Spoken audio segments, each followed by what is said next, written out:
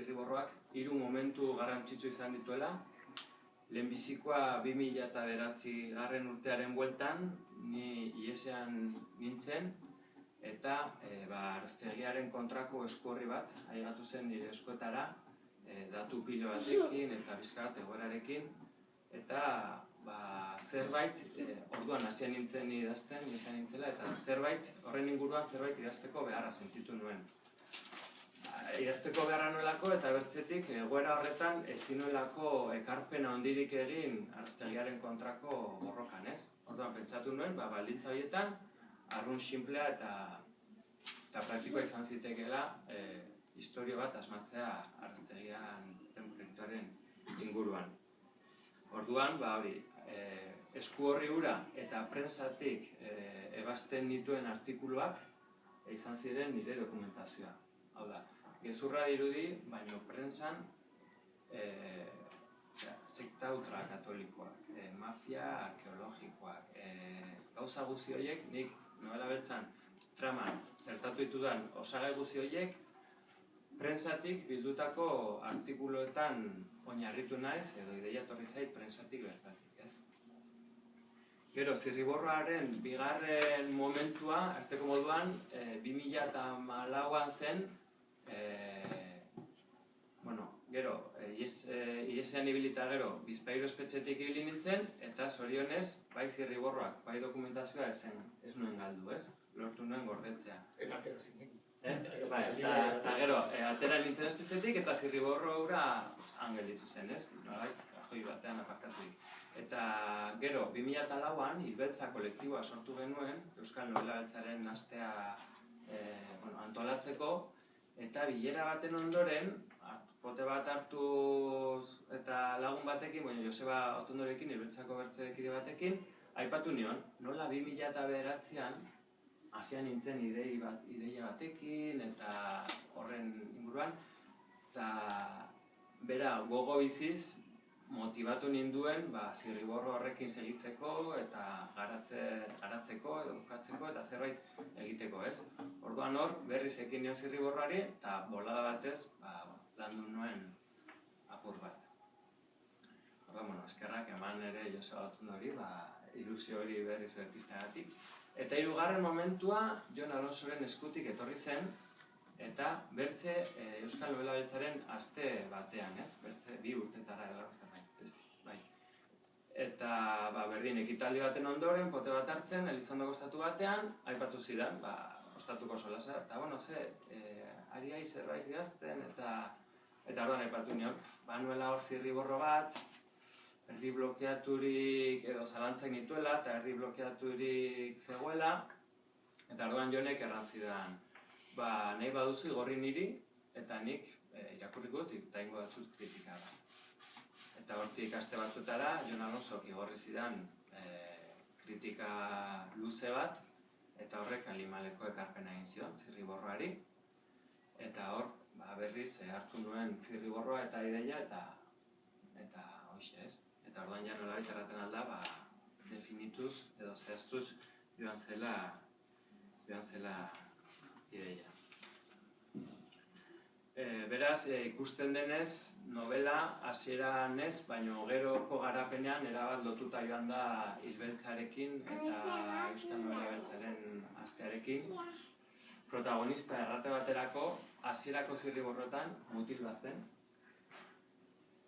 eta Itxarobordaren solasaldi baten ondoren, solasaldi horretan landu zuen, genero ikuspuntutik novela beltzen mundu hau, ondorio argi batera llegatzeko, arras mundu maskulinoa dela, novela beltzaren mundua. Eta solasaldi horren ondoren, erabaki nuen mutila akatzea eta lurra sortzea, ez? Novela beltzen mundu hori hain maskulinoa ez izateko, ez? Gero, Miguel Angel Eluztondoren solasaldi bat ere aurtengo novela beltzaren astean, beltz guztiak ez dira bele, aztertu zuen, novela beltzak berez ez direla izan behar zerbait gertatzen da, hilketa bat edo litun bat eta horren argitzea, baizik eta estilo edo kontestuare importantea dela novela beltzetan. Eta musikarekin jarraituz, nolabait errateari, novela beltz bat ezin da izan Erraun Martikorena edo Benito Lertxundiren kanta bat. Hau da, mendiak, berde, txoriak, kantari eta erreka saltari. Novela beltzek behar dute, behar bada, Eskorbutoren kanta bat izan, ez? Mucha policía, poca diversión, o cerebros destruidos, edo, ez? Beltza, iluna, ez?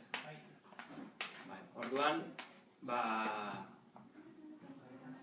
hoxe, ez? Nik ikusi dut, gauza honitz ez dira konstiente izan, baina arras lotua hilbeltza, Euskal Novela Beltzaren astean lantzen ziren gaiak eta aztertzen ziren gauzak, zirriborro honekin edo liburu honekin, ez?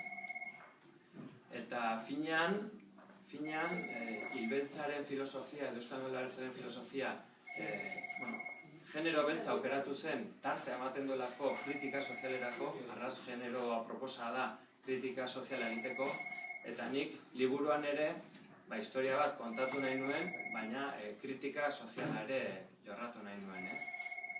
Eta hortik estuki lotua hilbeltzarekin liburua hartzen nuen moduan. Hala ere, eta Etxeberri behar bada erranen du, iruditzen zait ez dela baztan ilun eta tetriko bat agertzen, novelan, gauza txusiek erteko moduan agertzen dira, baina liburuan egun eguztitzu haunitz badire. Eta ezagit, hor zait iruditzen kaltegarria izaten aldenik, hori ez, baztango irudirako, ez?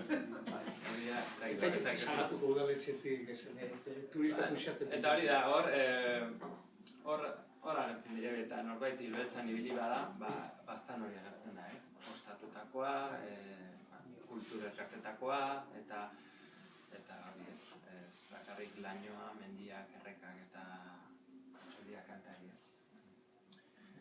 Eta, bukatzeko edo erranen nuke niretako arras prozesua berazgarra izan dela, liburua idaztearena, honitz ikasten delako idazten, baina baita ere liburu argitaratzarena. Zeren, editatzeko prozeduran ere arras interesgarra izan da, arrasa berazgarria, ez?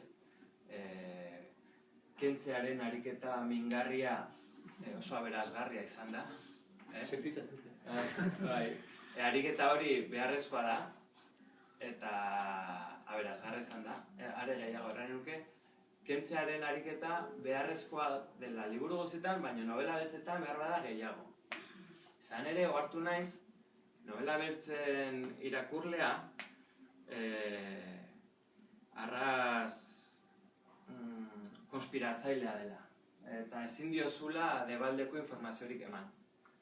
Eta novela batean aipatzen da ez, eta dendaen eskaleretatik behiti agertu zen protagonista praka gorri batzukin, eta irakurleak igual ez dio garrantzik ematen.